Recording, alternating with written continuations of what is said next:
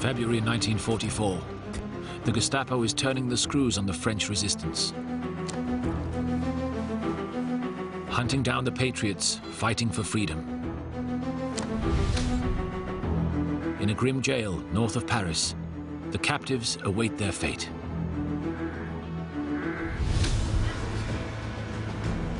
A daring plan is hatched to knock down the walls of their prison.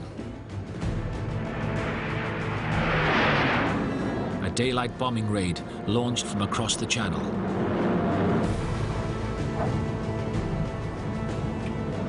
It's a mission for two of the greatest wartime pilots.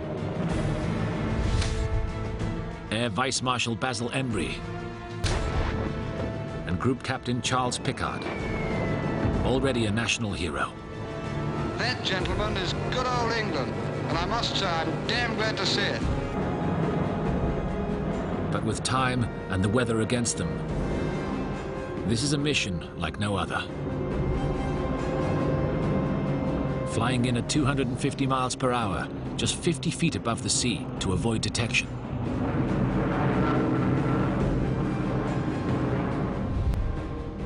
Any mistake, and they kill the people they've come to save.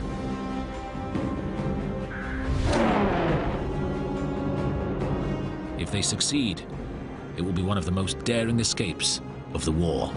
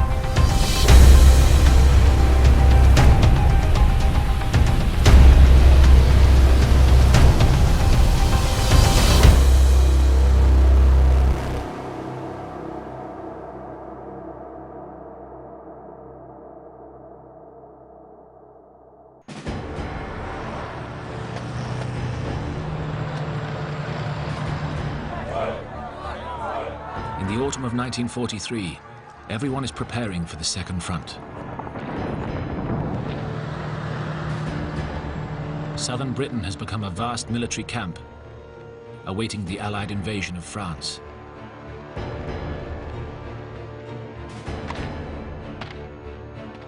The Germans know the invasion is coming, but they don't know where or when. All along the Atlantic coast, they are building their defenses.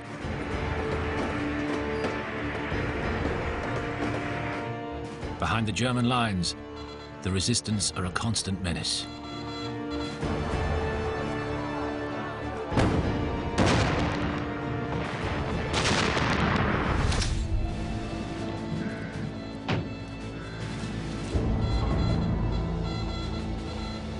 In return, the Nazis are cracking down.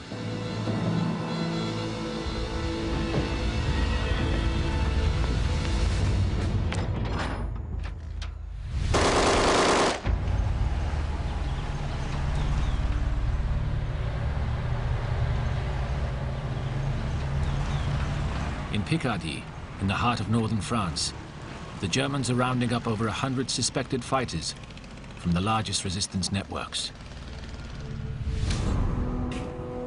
They're being taken to Amiens prison, a grim, high-walled building on the outskirts of the city. Among the prisoners is Jean Beaurin. Only 20 years old, but an expert railway saboteur. His speciality was derailing German troop trains.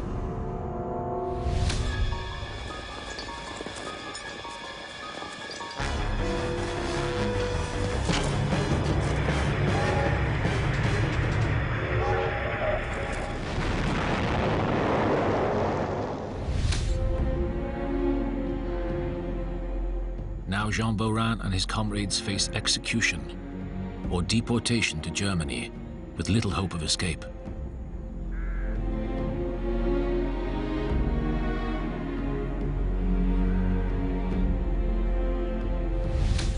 But they were not forgotten by this man, Dominique Ponchadier, a resistance leader operating in the Amiens area.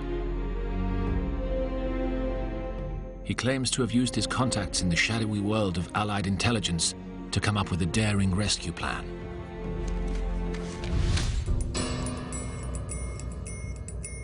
The plan was audaciously simple.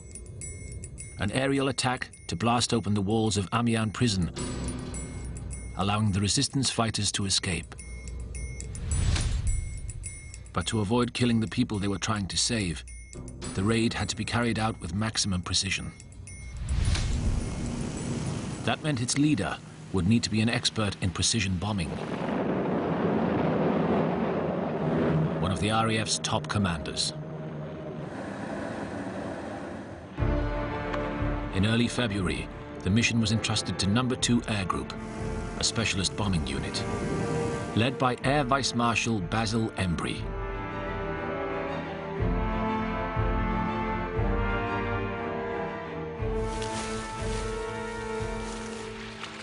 Four years earlier, Embry had had his own experience of France under the Nazis.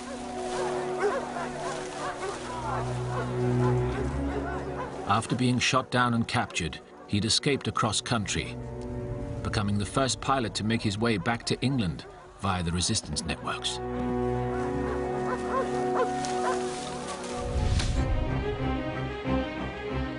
So Embry had great sympathy for the plight of the prisoners in Amiens jail.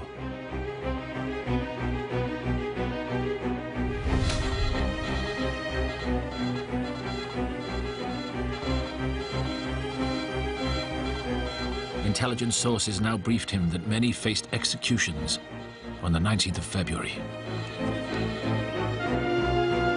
So Embry had just over 2 weeks to launch the rescue operation. The prison would not be hard to find.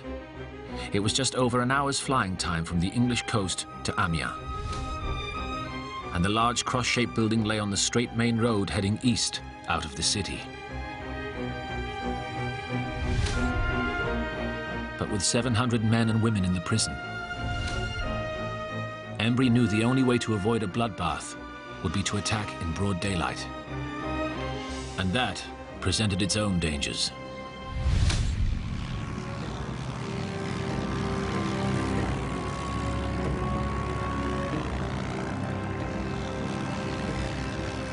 Just a few miles from the prison was a Luftwaffe fighter base with a crack squadron of Focke-Wulf 190s.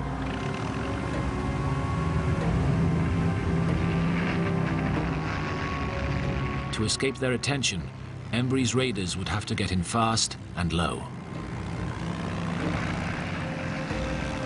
Speed and surprise were going to be crucial.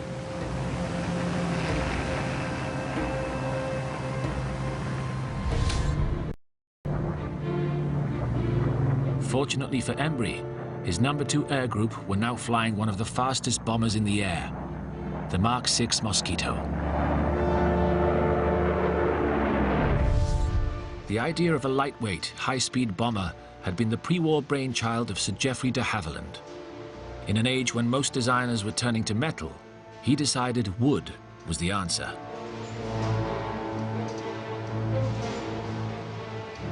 It was lighter, but many questioned whether it could stand the strain of combat.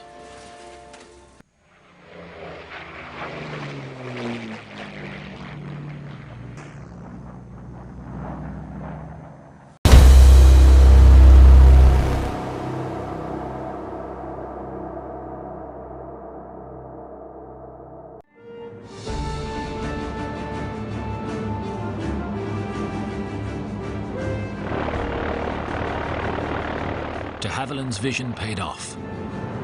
Powered by its twin Rolls-Royce Merlin engines, the Mosquito had a top speed of 300 miles per hour and could still carry 4 500-pound bombs.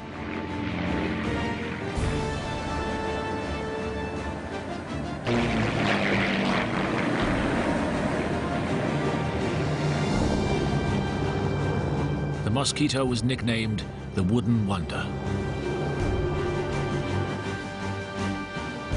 Basil Embry knew he had the ideal plane for his attack on Amiens prison. Now he would need the best men to fly with him. Okay, chaps, here we go.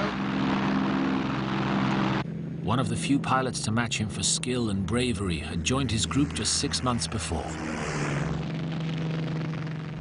Charles Picard was already a national hero. The unexpected star of a morale-boosting propaganda film. Target for Tonight told the story of an RAF bombing raid on Germany. The characters were all played by RAF personnel. Among them, Charles Picard, a tall Yorkshireman, stood out as a natural-born leader. On the way back from the raid, his Wellington bomber is hit by flak. Fire! In zero visibility, it will take a hero to get the plane home. Pay attention, everybody. We are over the aerodrome, but I can see practically nothing. The port engine is very rough. We could make a bit of height and jump out. Or we could have a stab at landing. Let's try it, sir. Okay, keep your fingers crossed. For Picard, it's just another flight. I hear you made a nice landing. I hope we haven't kept you waiting, sir. Good Lord, no. Come and sit down. Well, how'd you get on? Caused a hell of a great big fire. Buckets of smoke. I'm afraid I didn't see very much. I was rather busy at the time. Right. Good show. Good night. Good night. But beneath the casual exterior, Charles Picard was an exceptional pilot. In just 4 years, he flew over 100 dangerous missions. When a major commando raid was launched to capture the secrets of German radar, it was Picard who flew the parachutists to their target zone.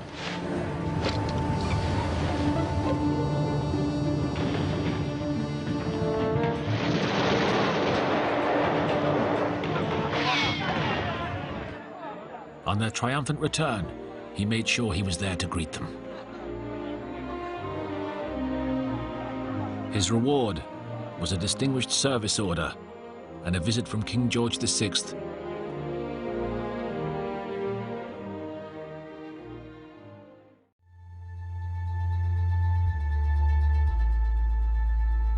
Many of Picard's nighttime flights had been secret missions, taking Allied agents to meet up with their resistance contacts in occupied France. Every flight was fraught with danger. Finding his way in moonlight to remote landing strips, never knowing for certain who would be waiting. Often, Picard had just minutes to drop off his secret passengers or pick up agents on the run from the Gestapo. Because of this experience, Picard had seen at first hand the bravery of the French resistance.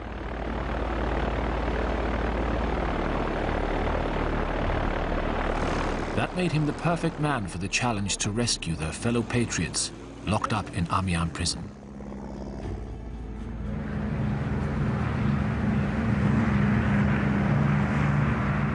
But Picard had never flown a Mosquito bomber before.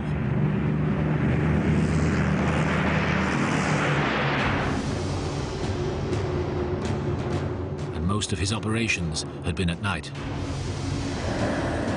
When he joined Embry's No. 2 Air Group, he would have to learn a completely new set of skills to carry out fast, low-level daylight bombing raids.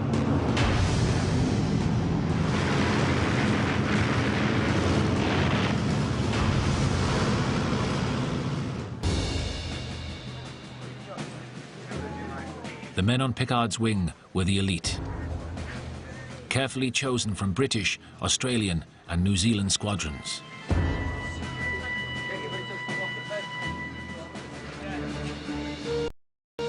Each Mosquito carried a tight-knit two-man team. They trained and fought together for months, if not years.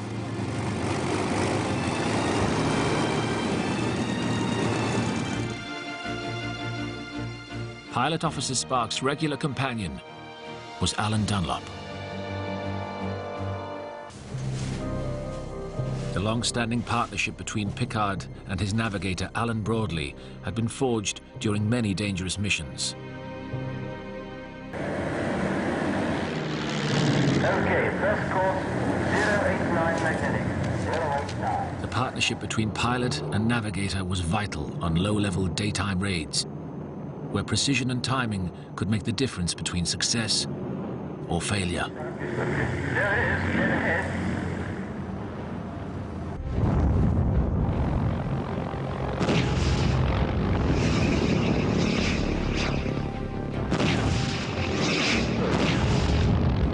It was Hitler who provided the ideal opportunity for Pickard's men to hone their skills. Attacking the launch sites for Germany's secret weapon, the V1 bomb.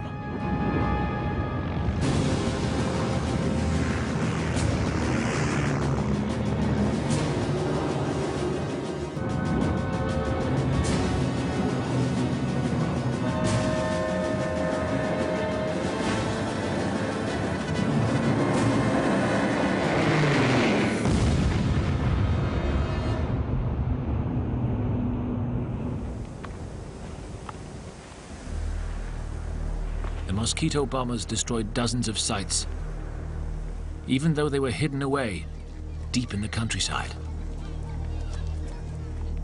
The reason the Mosquitoes were so effective was they had been given the exact location of the V1 sites by the local resistance. It's been claimed similar detailed intelligence was reaching Basil Embry and his staff as they developed their plan of attack on Amiens prison. This information identified buildings at either end of the main prison as German guardhouses. These now became a key target. By the 8th of February, 10 days before his deadline, Embry's plan was taking shape. With each of his Mosquitoes carrying 4 500-pound bombs, Embry calculated he would need to deliver a minimum of 48 bombs to pierce the outer walls and destroy the German guardhouses. That meant an operation for 12 planes. These bombs would be fitted with special tail fuses delaying detonation for 11 seconds, so the pilots flying in close formation at tree height could get away before the bombs went off. Despite the risks and his high rank, Air Vice Marshal Basil Embry was determined to lead the Mosquitoes, which would attack in a series of carefully timed formations. 6 New Zealand pilots would fly in the first wave to attack the outer walls from the east and the north. Then the Australian wave of 6 Mosquitoes would also come in from the east. Their targets were the German guardhouses. Once these bombers were heading home, a specially equipped Mosquito carrying high-definition cameras would then fly over the prison. As well as gathering valuable reconnaissance information, the pilot of this plane would have a crucial responsibility: to decide whether the walls had been breached enough to allow the prisoners to escape. If not, he had the option to call in a final reserve of 6 Mosquitoes, flying in 10 minutes behind him. These would be carrying another 24 bombs. Their grim orders were to destroy the prison entirely.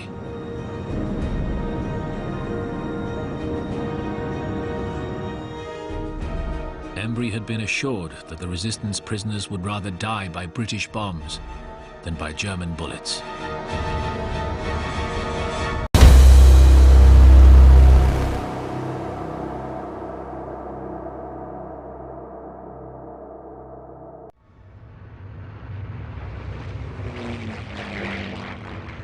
To deal with the threat to his own men from German fighters near the prison, Embry ordered 2 squadrons of Typhoons to flight cover throughout the raid.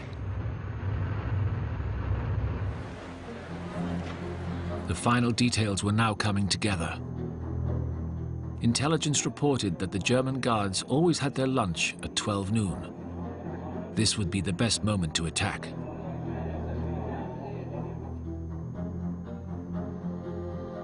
But time was running out. There was just over a week to go before the threatened executions on the 19th. At this critical stage, Embry was hit by 2 major problems. First, the weather. It was atrocious. Blizzard conditions were sweeping across northern France. Embry's forecasters couldn't tell if it would clear in time. The second issue also came from above. From Basil Embry's boss, Air Chief Marshal Lee Mallory. On the 10th of February, with just days to go before the raid, he suddenly decided Embry should not fly. No one really knows why. Perhaps Embry knew too much about the intelligence sources behind the raid, or was just too important to risk.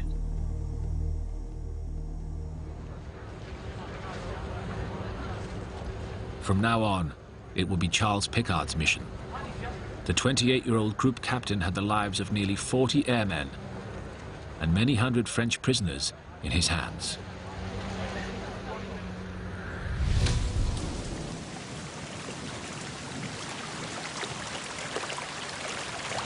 By the 16th of February, the weather in England was also closing in. Among the pilots, tension was mounting.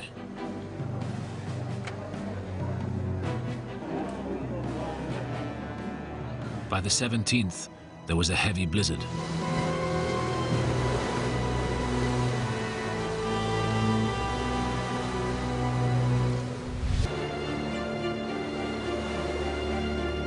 But with the executions due in the next 24 hours, Basil Embry joined Charles Piccard to brief the pilots. The pilots would finally discover what their top-secret mission was going to be.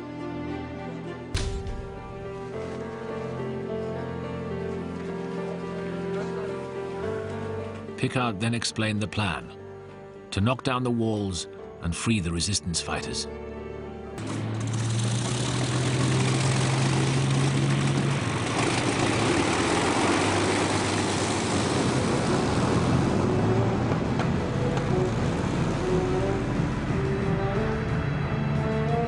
The Mosquito bombers began taking off in the order of attack. First, the 6 New Zealanders, including Maxwell Sparks. Their bombs were to pierce the outer walls.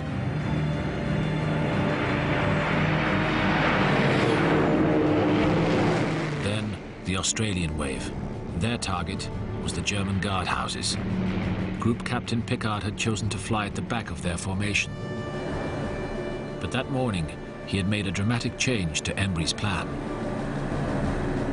Instead of the pilot in the camera plane, Piccard was now taking on the grim responsibility of deciding whether to call in the 6 reserve Mosquitoes, following 10 minutes behind him.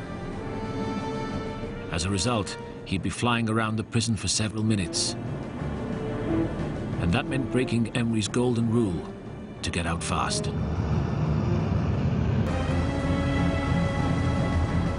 But before Piccard would have to make that dreadful call whether to destroy the prison or not, there were other problems ahead.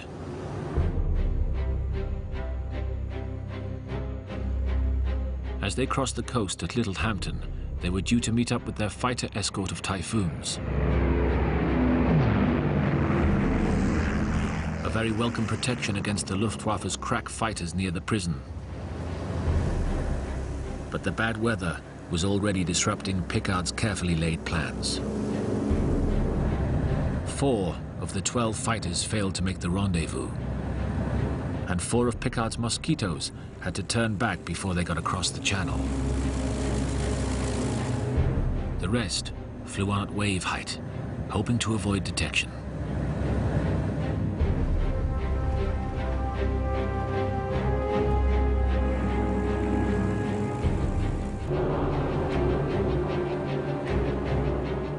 Once over France, the Mosquitoes took a curving course, approaching Amiens from the northeast.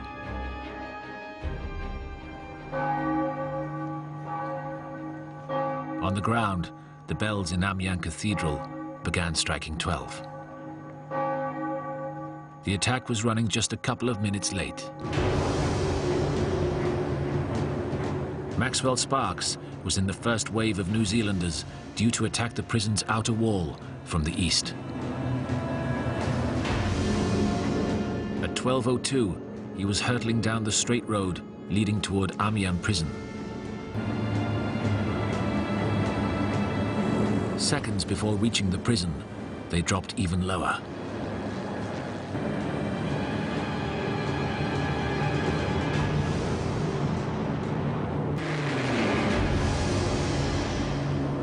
A minute later, the other New Zealand Mosquitoes swung in to attack the northern wall.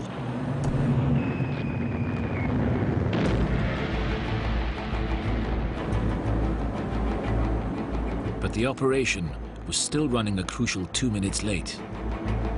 To avoid the New Zealanders exploding bombs, the Australian Mosquitoes had to turn in a wide circle, delaying their attack on the guardhouses.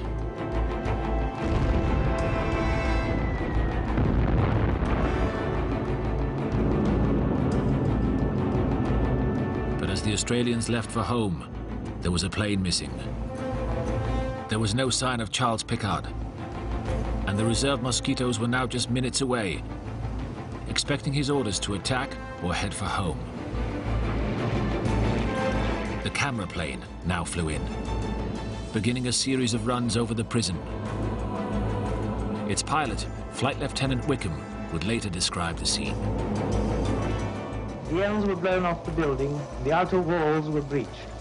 In the yard was a large group of prisoners making good their escape. 3 of them already got through the outer walls and were heading to the fields. In Pickard's absence, Wickham gave the okay to call off the reserve. I gave them a prearranged signal to take their bombs home. Hello, Daddy. Red, red, red.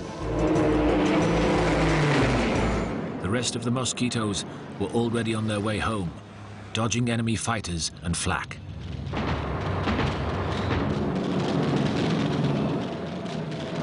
Maxwell Sparks' plane was hit.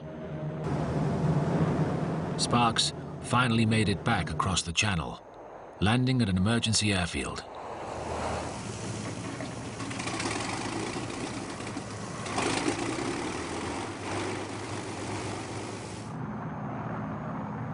As each Mosquito returned, concern grew for their missing leader.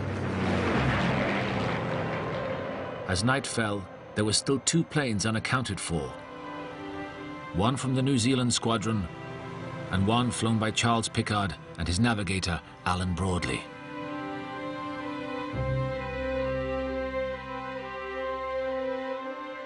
For Pickard's wife and family, the news was devastating. For months afterwards, the British public still hoped that their hero from Target for Tonight would somehow return unscathed.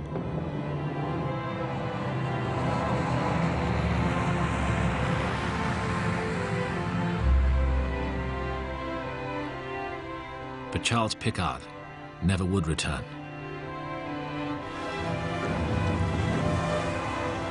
And it was only after the invasion of France that Pickard's commanding officer, Air Vice Marshal Basil Embry, would find out what happened to Pickard and Broadley and the resistance prisoners they had tried to save.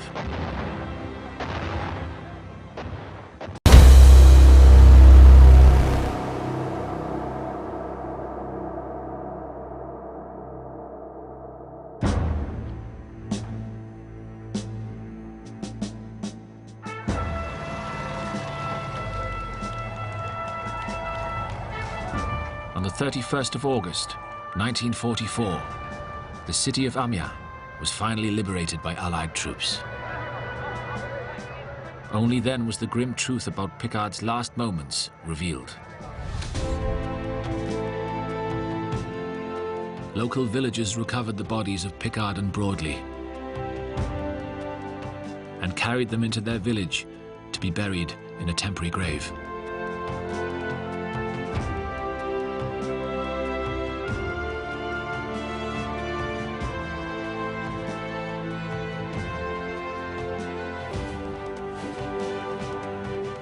The two blood brothers had paid the ultimate sacrifice.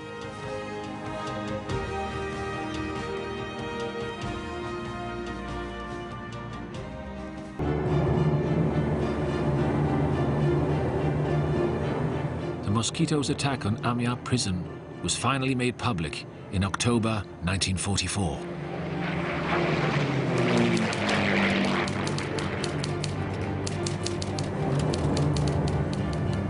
Officially, it was a great success, a triumph of precision bombing. They said many of the resistance prisoners condemned to death had been set free. The Mosquito crews were hailed as heroes. Picard's last raid had sealed his place among the great warriors of World War II.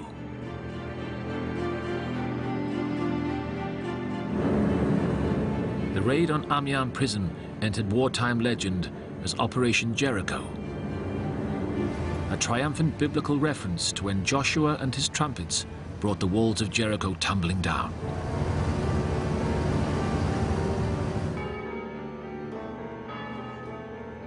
But in Amiens, the story of what happened at the prison was not so clear-cut.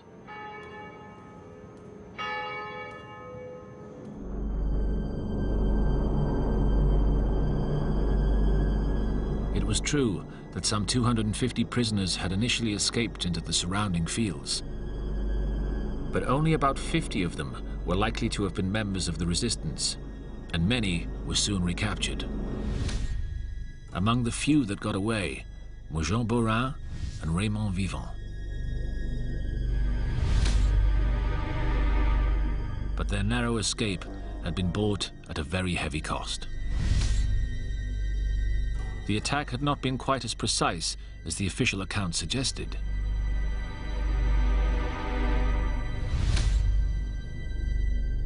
The outer walls had been breached, but the prison itself was a mess. In the north wing, a massive concrete floor had collapsed. The death and destruction was shocking. In fact, the raid was so destructive. Over the years, many people have begun to question the official reason why it was launched. Then what was the reason for the raid? The answer may lie in Britain in 1944, when preparations for the invasion of France were well underway. Allied command was determined to keep the Germans guessing where and when the landings would take place. Elaborate deception plans were conceived, involving everything from dummy tanks and fake armies to the planting of misinformation by double agents. Operation Fortitude was to convince the Germans that the invasion would take place near Calais, not Normandy. It is Dr. Ducellier's theory that the raid on Amiens prison was part of this deception plan.